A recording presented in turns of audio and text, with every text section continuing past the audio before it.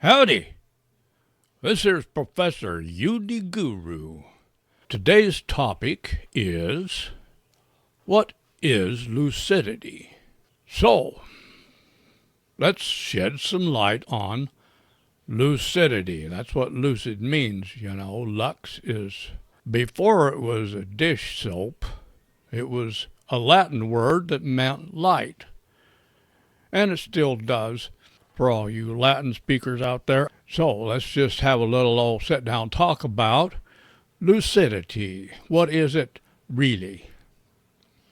We've all heard about lucid dreams and out-of-body experiences, and if you're interested in the topic, then you've probably seen plenty of fierce arguments about whether or not lucid dreams and out-of-body experiences are the same thing. Well, I solved that argument by creating a new word for the whole field. We call it unworlding. That was an unworlding experience when you found yourself floating above your body or whatever. Like, I first heard about this from a Rosicrucian book. And I said, jeepers creepers, I want me one of those. I want me one of those bad. I want to leave my body. What could be better than leaving my body? I want me one of those. And it didn't occur to me at the time that that's what I was doing every night in my dreams. I was leaving my body. Not that we actually leave our body, but that's because we don't actually have a body and a soul, with the soul inside the body and the soul going in and out of the body and all that rigmarole. That's just another description and doesn't really mean a whole heck of a lot. But people are going to use that word, and I ain't going to stop them. And then you got your other supposedly more rational types that want to talk about it as if it is actually a dream, a lucid dream. Well, acting more scientifical and thinking you're more scientifical doesn't make you more reasonable or sensical. The whole problem is you're not going to figure it out because this is not a physical thing, and science is not going to work for you when you're talking about non-physical stuff. And this is by definition about as non-physical as you can get, except that some dreams are physical, but when the dream ends, that physical world ends with it.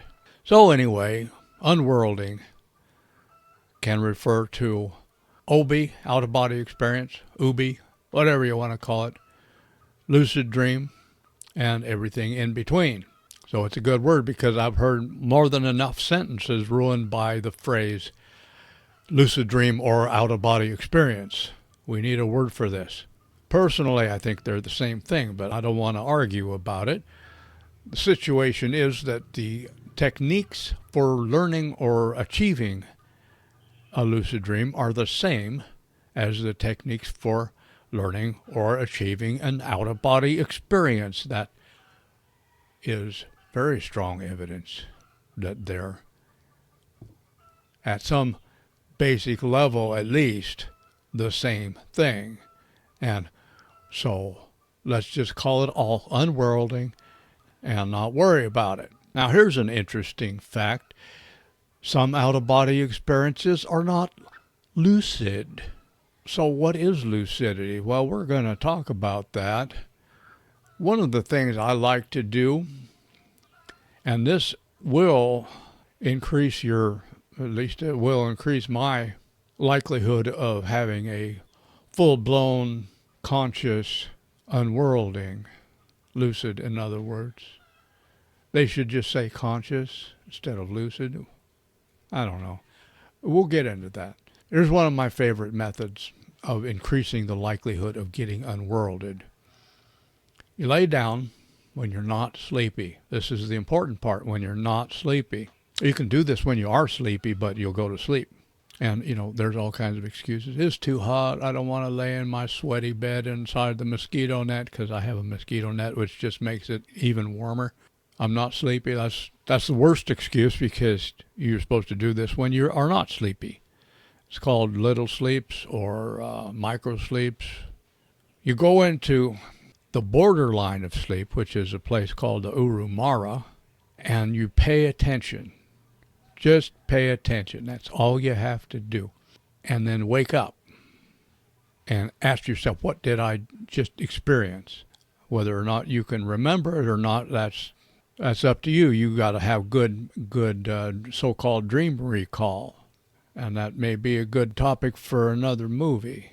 But there's all kinds of movies on that. Just get on YouTube and watch them. I'm not here to rehash the obvious. I'm not here to talk about the same stuff that everybody else already talked about. We're going to talk about new and interesting things here.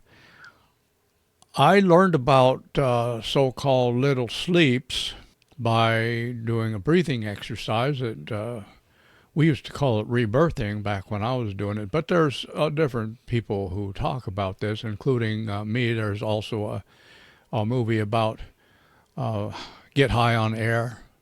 It's right here on this channel, Reality for Beginners, Professor UD Guru on x.com. I'd be doing this breathing, laying there, and I kept going to sleep for a second and waking up. And they said, well, you weren't breathing. Well, okay, whatever. When you breathe so much air that you don't need any more air, then it's totally normal for you to kind of pass out and stop breathing for a few seconds. Totally normal.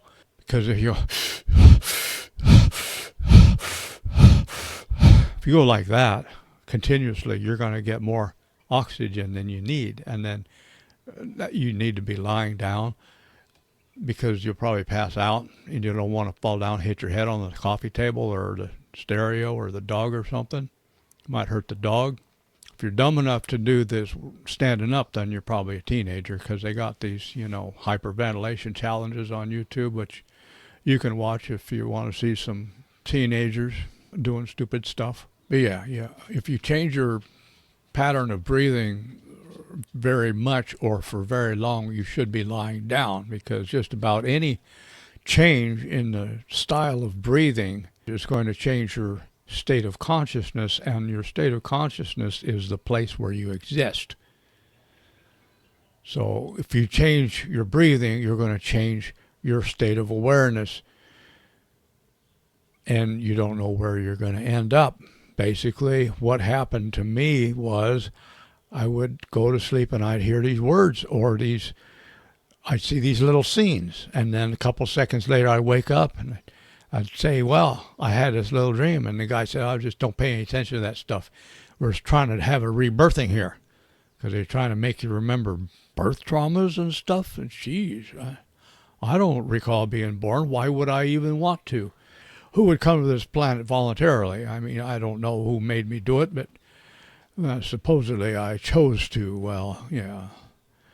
I'll let you know when I remember, and I'll let you know what I figure out. But it's all right place to be, as long as your left foot isn't swelling up like a watermelon and itch like crazy or whatever I could complain about today. All my neighbors' dogs are trying to move in with me because they figured out I got dog food, and dogs who live with me get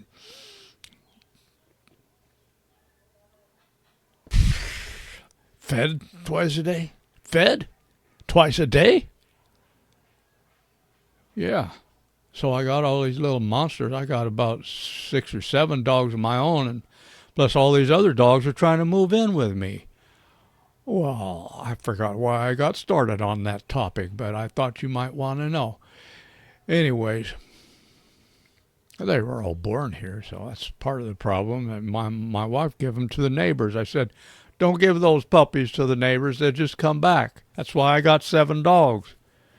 And she said, oh, go take care of your dogs. They're your dogs. You're the one that gave them to the neighbors. Anyway, lucidity, it means light. These little dreamlets, or whatever you want to call them, little dreams, are out-of-body experiences. And for me anyway, they're generally not lucid. If they become lucid, well, I open my eyes in my bed and it's over. I wake up. But when you do this over and over and over, so you have like little dreams times 10 or 20 or 30, it might take an hour. But the breathing is a big part of it because it speeds everything up. You don't have to sit there and wait till you get sleepy. You don't even want to be sleepy. You want to put yourself directly into an altered state of consciousness, and that's why I do the breathing. And you don't have to do so intense like I just showed you. You can look at Wim Hof's videos, Sevan Bomar, Sevanbomar, Alan Rats, I can never remember his name. He's an English guy. Plus, there's a jillion ways to spell Alan. His last name starts with a D. He's got a breathing thing as a double breath. But they're all basically the same. Oh, and what's his name?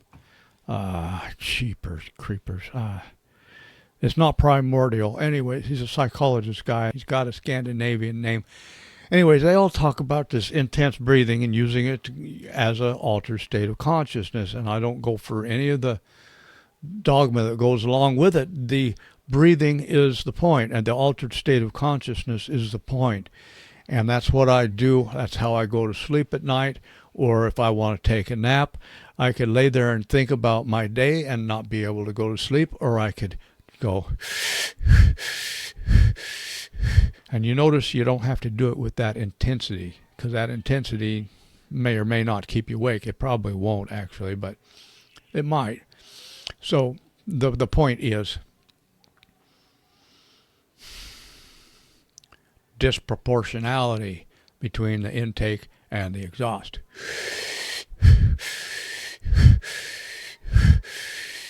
Notice that you're trying to get kind of a much more complete intake and a much shallower exhaust. This will change the ratio of blood gases. So if you're like some kind of nutcakes weirdo, don't even do it. I don't need to be hearing from your lawyer, okay? Don't do it unless you are sober. And I mean sober in every way, also not crazy and stupid. I'm going to put up a disclaimer on the chalkboard so you can read it. Not my problem if you're doing something stupid. Don't do it. I'm not saying do crazy stuff. I'm saying this is what I do. This puts me out.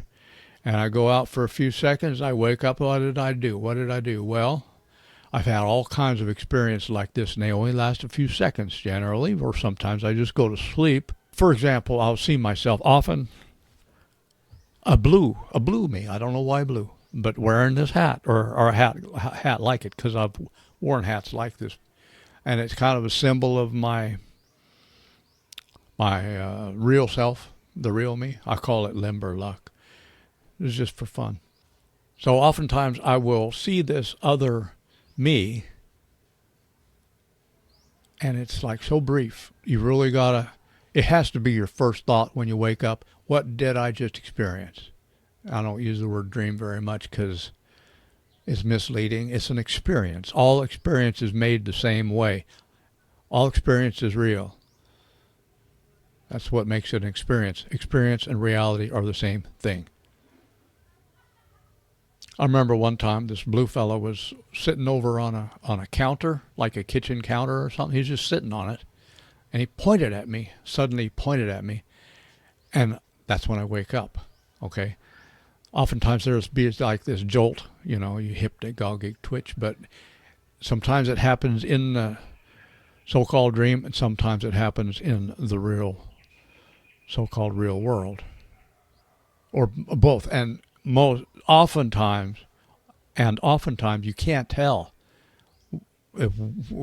whether the jolt or the hypnagogic twitch was in the dream experience or in the waking experience. For example, one time I experienced myself stepping off a curb, off of a sidewalk, down into the gutter accidentally. Jolt, wake up. Okay. A very memorable experience was this blue fellow was sitting next to me on my bed, and suddenly he jammed his thumb into the mattress. And at that moment, I felt intense vibrations in my body. So be aware, we don't have bodies. We don't have spirits. This is This is just description that you can probably leave behind. It wouldn't hurt. Now, you've all heard, don't move, don't move. Well, that's true at a certain point. At a certain point in the process, you want to remain perfectly still. But that's, in my opinion, that's when you feel that you are in an altered state of consciousness. That's when you want to be perfectly still, except for breathing, of course. One time, I was doing my little sleeps, little dreams, and not only was I moving anytime I want, you scratch an itch, do anything you want, yawn, scratch, don't yawn, learn not to yawn, okay? Don't move the back of your throat in a certain way and you won't yawn, okay? You can overcome that. Don't do it.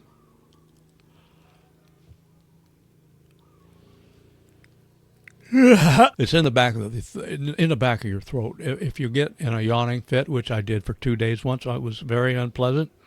Don't do it. I rescued myself by getting on the internet and learning that if you don't move the back of your throat in a certain way, you won't yawn. So when someone else yawns and then you yawn, it's because you reflexively resonated with them by moving the back of your throat in a certain way, the back of your tongue and throat. So not only was I moving, I wasn't thrashing around, but I wasn't trying to remain perfectly still either. After each little dream, I got out of bed, walked over to my table, and wrote down what happened and went back.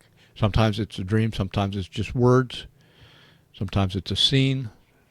For me, it's like always very short, never really what they call lucid. I call it officially lucid. I'll explain that pretty soon. And then I felt myself going into an altered state of consciousness. I felt something move down my body, starting in my head, I guess. I don't remember this very well. I could just read it out of my journal, but I'd prefer not to. And going down my legs. When I felt it go down my legs, I said to myself, okay, now it's time to stop moving.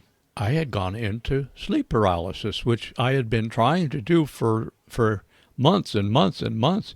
And I couldn't make myself do it. Of course, we do it all the time accidentally, but from a waking state, it's not easy to do. I can't even tell you how I did it. Well, okay, I wasn't trying to do it, but I noticed it when it happened. And it wasn't that numb state you get in when you're laying perfectly still for a long time. It was actual sleep paralysis. I actually experienced going through the Uru Mara. I felt the energy sensations, and I tried to move my leg or my arm or something. I couldn't. I got so excited because I was totally lucid. I knew who I was. I knew where I was. And I started laughing. But it was... It was like, oh, it was so cool. And then I felt some force grab me by the feet and start pulling me out of my body. It's like, oh, wow, this is exactly what I wanted. This is what I've been trying to do for so long. But I got scared and woke up. And my first experience was when I was doing this breathing. When I first discovered this breathing, when I was doing this breathing 24/7. I've mentioned that before in another one of my movies, probably the breathing movie. I was doing this breathing the whole time I was awake. I don't know what I did while I was asleep. Probably something illegal, but the whole time I was awake, I was...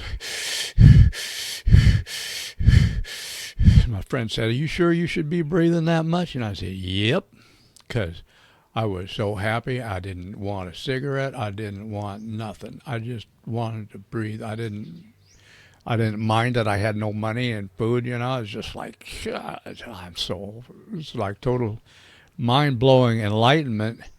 And I was only 24, 23. They kicked me out. I was living at a hot spring, New Age resort, New Age communal resort, and the owner kicked me out, Leonard Orr. He kicked me out. He said, you go live in town at the hotel, because he owned a National Monument historical hotel in town. There's only one other person living in it. There's this old wooden building. So I went to town. So I had to walk to town every day, and then every day I walked to the hot springs where everybody else lived.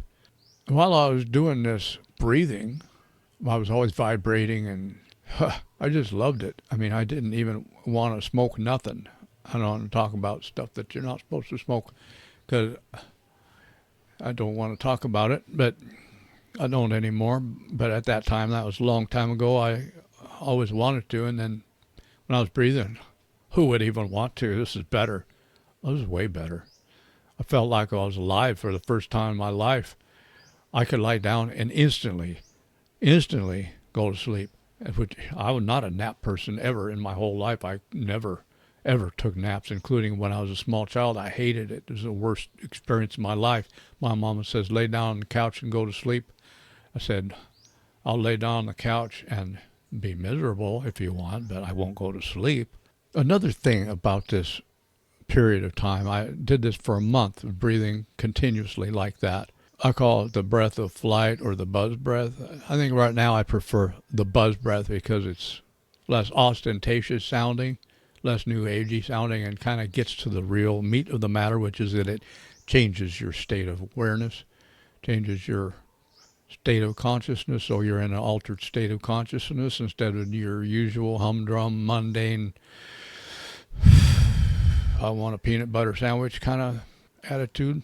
The other thing that happened is that I was suddenly just spontaneous. I didn't crave any of my routines. I was just spontaneously living, which was very unusual for me. I think the reason I was buzzing continuously like that is that I had been holding my breath ever since I was like 1 year old, not breathing very much.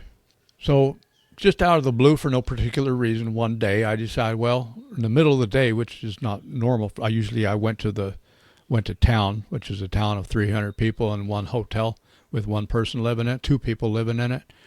Usually I went there when it was, nighttime. I'd go to sleep. But for no particular reason, in the middle of the afternoon, I decided, well, I'm gonna walk to town. So I walked to town on the dirt road. It was about, I don't know, I call it 1.5 miles, so it's probably 3/4 of a mile. And I walked into my room, closed the door, and lay down on the bed. I was vibrating, and then next thing you know, I was over by the side of my bed looking through my backpack. The backpack I always had was a white canvas backpack that I had because it was cheap. And, well, the one I had when I was arrested. I've never been arrested. That's not true. Okay, I'll tell you the story some other time. It was funny, though. It's a funny story.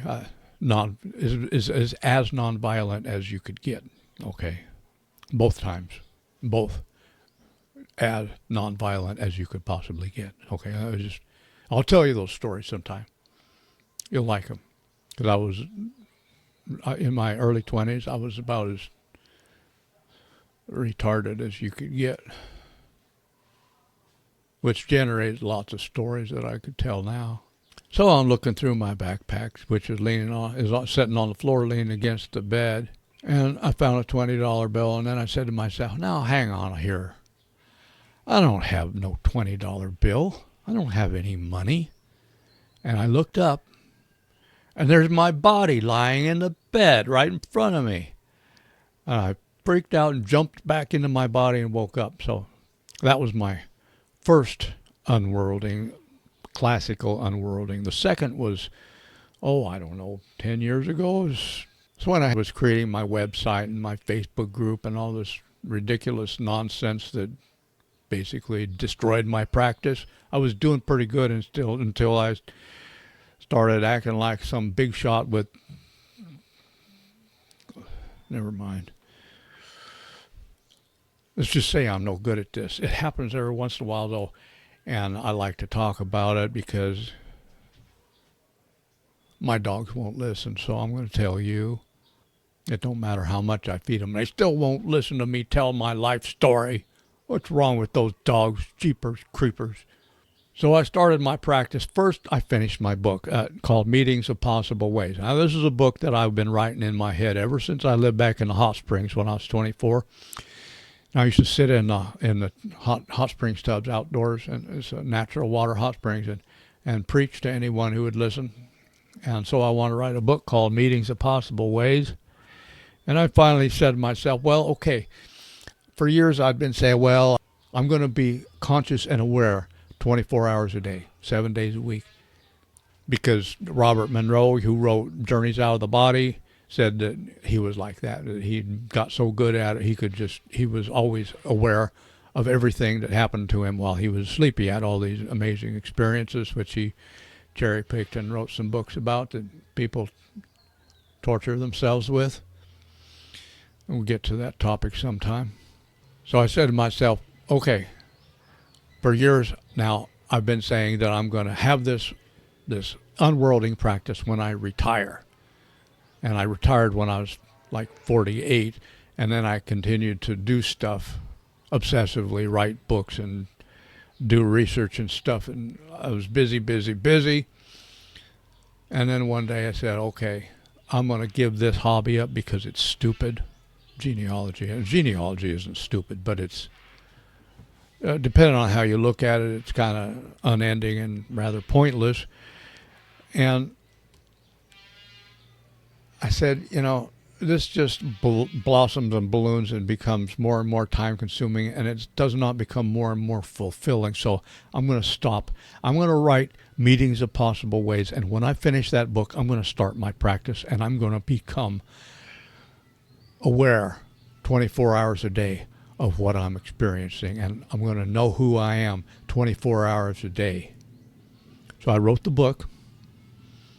And when I finished the book, I put it on my website and started my practice. And it took 3 months of doing nothing else and thinking about nothing else to have my first unworlding. 3.5 months. So one day, here's the story.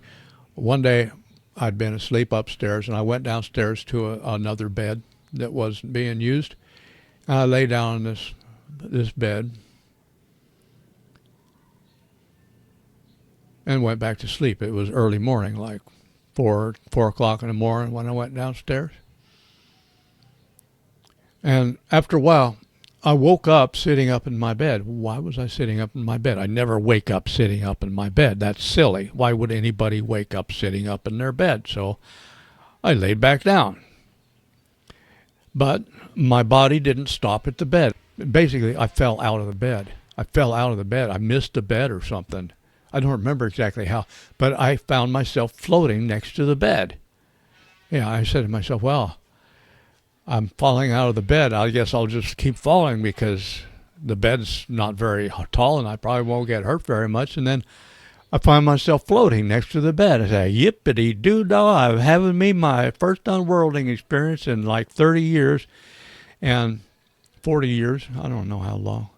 I had a goal. My goal was to look in the mirror as soon as I found myself unworlded, because I had read Radiga's book, Michael Radiga, the Russian.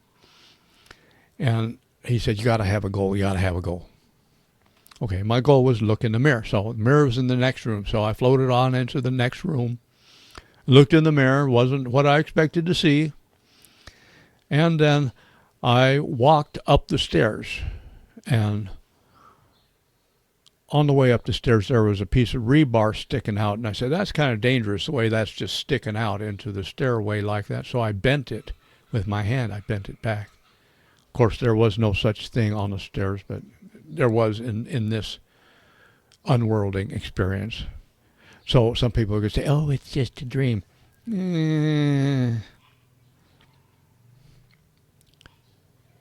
I'll get to that. You can't have like so many categories. You have to generalize. It's an unworlding. That means you're in the unworld at large, as opposed to in the so-called waking life, which is still the unworld. It's an offshoot of the unworld. Next one, I was laying in bed in the morning with my wife. She was asleep. And I had my mask on, which is just a piece of dark cloth that I wrap around my face. I woke up, or I thought I had woken up. I was actually unworlded, and I couldn't tell the difference, and that's That happens a lot. That's happened a lot to me, where you think you've woken up in bed and you're not awake. You're unworlded. It's kind of like dreaming that you're laying in your bed, that kind of thing. So I'm looking at the darkness because my eyes are closed and there's this dark cloth wrapped around my face. And I noticed a bright light over in the corner of my dark visual field. And I kind of paid attention to it a little bit, and I noticed when I did that it got brighter and brighter. And I started having a conversation with myself. Oh, am I unworlded? Well, maybe I should try moving to see. And then I said, no, don't try to move. I felt part of myself trying to roll out of my body. So I said to myself, well, I'll just merge with that part of myself that's trying to roll out of my body. And I did. This is all spontaneous. This is like my third ever unworlding, conscious unworlding. This is all spontaneous. And that's part of why it worked. So here I am flying around my room. I flew through the window. The window's closed. I mean, you can't fly through the window. It's a slat window, with slats like that. Slat window. Flew through the window. I felt it kind of bend around me and stuff, and it was only lasted a few seconds, but that was cool, and it was lucid, officially lucid. And the third one is, I'll tell you some other time. It's too good. I got to tell you some other time because it's kind of involved. But after that, I stopped having, for the most part, other than a few wild, in other words, wake-induced lucid dream unworlding. But, I mean, you can't really classify them. Sometimes they're half and half, That's why I say just call it unworlding. It seems like it seems like a lucid dream, half and half. Forget all that. Just call it unworlding. So I've had a few of those where I laid down and went directly into the unworld without any energy sensations. That's more what they tend to call a wild or something. Let's not even have that conversation. Let's just describe the experience and stop trying to categorize everything. This nitpicky way of, is it a lucid dream? Just call it all unworlding and then describe what actually happened. Who cares what mini category it goes into? I got stuck in, as soon as I realized I was dreaming, I started worrying about trying to make it last longer and stuff. I had dozens and dozens of very short experiences, and I think what really messed everything up for me was starting a Facebook group and having a website and typing my dream journal over and over so it'd be just right for other people to look at, as if anybody wanted to ever read anyone else's dreams. I don't even read them myself. One day I said, well, somewhere along the line I messed up. I deleted my Facebook group. I deleted my Facebook account. This was during COVID. That was my real reason for doing that, because Facebook was censoring me. And I went back to doing other things for a long time. It's a lot more complicated than that, but that's the part you really, really wanted to hear about. I wrote a book called The Appendages of Intent, basically a journal, which I've never showed to anybody. I've never even read it. And I wrote another book called, I started another book called The Mind People of Earthville. But in general, I developed the attitude that I create this world. You create your world, I create mine. Our worlds intersect, but they are not identical. They do not add up to a so-called real or objective world. Worlds are not objective. Worlds are subjective. And when our worlds, yours and mine, intersect, then there seems to be an objective reality because we can agree on stuff. But guess what? We can't agree on everything, ever. When people go to trial for a crime, are they innocent or guilty? Well, what do? We vote on it. Vote on it? That doesn't make it real. You're just a two-dimensional dream character in my world. Now, if I touch you, then you're more three-dimensional. If I talk to you and you respond, then you're more three-dimensional. If I just see you walking on the street and we go different ways and we don't talk to each other, we don't look at each other in the eyes, we're just dream characters in each other's dreams. And there's no proof possible that we're experiencing the same world, and we're not. We're not. We're not experiencing the same world. Can a blind guy understand what red means? No. Green? No. Black? No. Yellow? No. Don't even try. Blind guy is not going to understand these things. We don't live in the same world as each other. You are the center of your world. I am the center of mine. We create our own worlds, not on purpose, not with the conscious mind, but the mind, whatever it is, projects the world. And what you see out there is your mind in visual form. What you hear out there is your mind in visual form. If you lay down at night and the neighbors are playing horrible loud music and you can't sleep, what are you hearing? The neighbors? No, that's your mind. The world is a reflection of you, your world. My world is a reflection of me. Now, if this is true, and I believe it is, you don't have to believe it, I don't care. If this is true, then why would I have a website at all? Why would I show anybody my dream journal? And why would I have a dream journal? Well, I trained myself to remember my dreams without a journal. Of course, if I do write my dreams down, I remember more of them. But it's an actual pain in the butt. It really is. I love to write. I'm a writer. I don't love it as much as I used to. I'm just, at that age where I'm burned out on everything. Not lethally. Don't worry. Don't report me to the men in white coats just yet.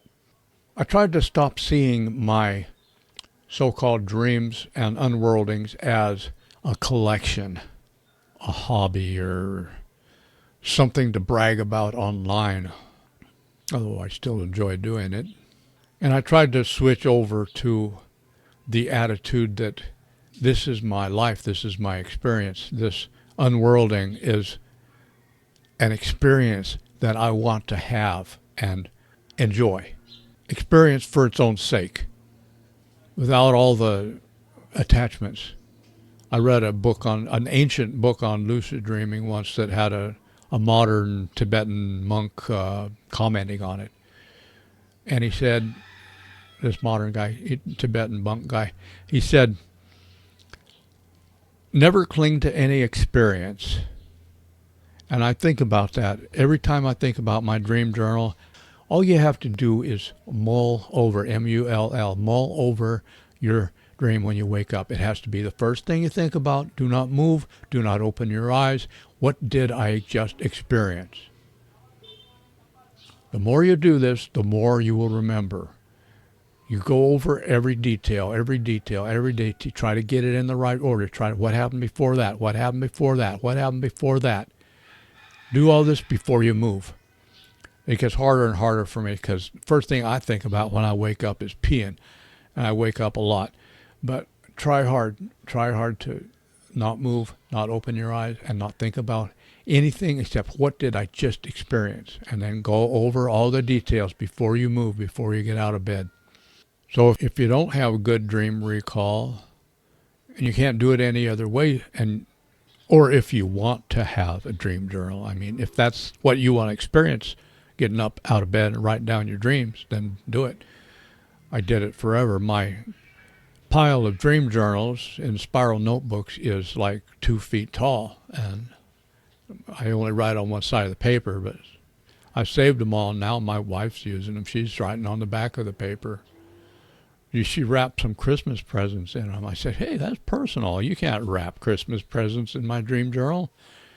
And she said, oh, so all the Christmas presents I just wrapped is not, I can't? Yeah, go ahead. Who cares? Nobody's going to read it anyway. Nobody can read my writing, and not even me. Official lucidity is what other people say lucidity is. And then I got my own idea on what lucidity is because I do not feel that it is a valid goal for everybody to have lucid dreams all the time. Unworlding, volitional unworlding, that's like wild, or when you lay down and have an out of body experience on purpose. This is very difficult for some people, and for a long time my attitude was, well, it's very difficult because it's being taught wrong. Well, that's possibly true. But in spite of the fact that I wrote a whole book and started another one, I really don't have the answer for you. I don't think that becoming obsessed with this topic is really going to make you any more spiritual or better as a person. Basically, the obsession technique is what's being taught. All these techniques rely on basically never thinking about anything else, so that dreaming is on your mind when you go to sleep, and therefore you're going to become lucid in a dream, blah, blah, blah. I find that kind of an annoying way to live. It's all right for a while, but you will burn out. Generally you will burn out, and most people will. I want to have a sustainable practice. So what I do, since I've been through that and I've tried everything, I stick with the few things that really work, and I don't try to do something every night. But, well, I do try to do one thing every night, and I'll tell you what that is. That's my goal. And my goal is not have an unworlding, because all dreams are unworldings. My goal is not official lucidity. In other words, to realize you're dreaming. That's no longer my goal, because some people are just torturing themselves. Some people are not going to be good at that. It's going to be very hard. It will require obsession for a long time, and your life might suffer from it. So, based on my experience, the most effective technique is dream recall is extremely important. But the most important thing to actually do is so-called wake back to bed, which is a stupid word. wake WBTB, which is a terrible acronym because it takes longer to say WBTB. It's more syllables than wake back to bed. So just say wake back to bed, or some other. I probably already made up a better word for it and figure out what it is. I have to go back and read my website one of these days. Dream recall, wake back to bed, and having a goal so that when you find yourself officially lucid, when you realize you're in the unworld at large, you have something that you can do. You know what to do, because otherwise if you start thinking, well, what shall I do, then you're going to probably just wake up. Focus on the goal all the time, and it's not my goal anymore to become officially lucid. My goal is to go for a walk. Because after having had so-called dream experiences my whole life, a lot of the most interesting and amazing ones were when I was walking around, looking at stuff. So, every time I lay down and say, I'm going for a walk. And I don't say I'm going for a walk in my dream. I don't think of them as dreams. They're just experiences. I'm going for a walk. Okay, you lay down to go for a walk, then that's simple. Don't complicate things, because your remote mind or unconscious mind does not know what a dream is. To your remote mind, a dream is just an experience. I'm walking. There's an elephant in the yard. Why is there an elephant in the yard? This is last night's experience. This huge brown elephant is like straight out of a fantasy movie. It's incredible. It's got all this stuff on it, it's claptrap, like as if it was a war machine of some kind, And right next to it is this tall thing, like a totem pole or something walking around. It's just incredible. It's amazing. And I wasn't officially lucid, but I'll tell you what I was. I was lucid. And I will define lucidity for you in a few minutes here as soon as I get done running out of things to say. So anyways, last night I looked up in the sky. At some point I was typing my dream. I've done this before several times in my dreams. I have tried, dude, hey, do you have a piece of paper? I need a piece of paper to write down my dream.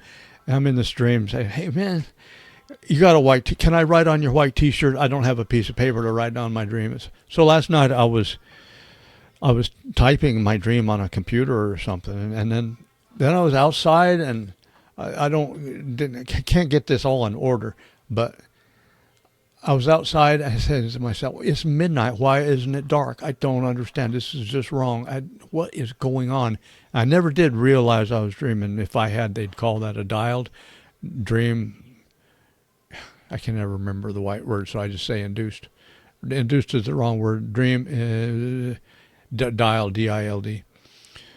Anyway, and when my dogs woke me up or whatever happened, it was only 6. I usually get up at 5 or 6, but I decided, well, what the heck? I'll just go for another walk. So I laid down and went for another walk.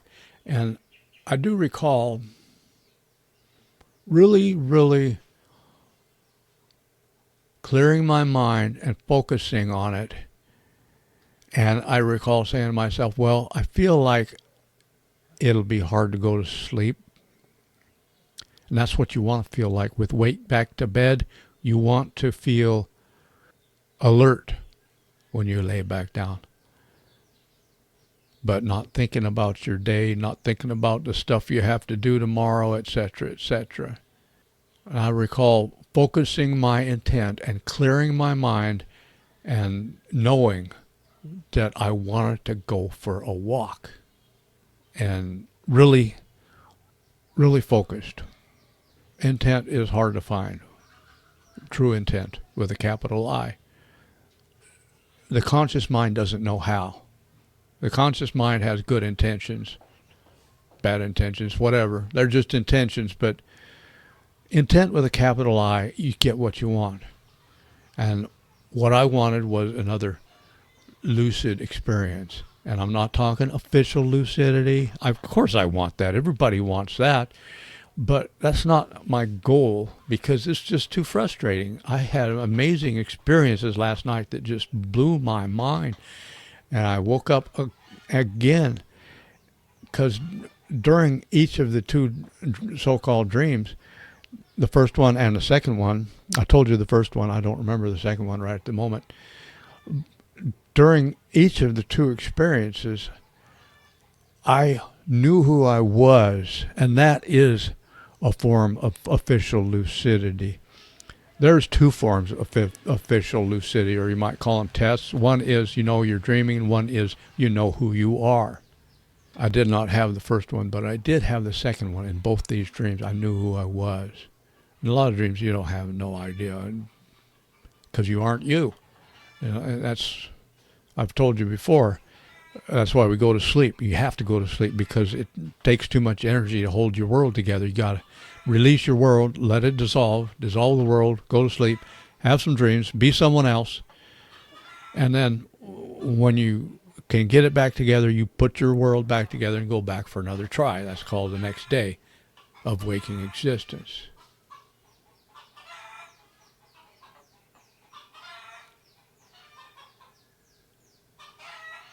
I don't remember the second dream, but it was better than the first one. I'll probably remember as soon as I turn off the camera. Anyways, dream recall, the purpose of dream recall is not to go brag about it on the internet.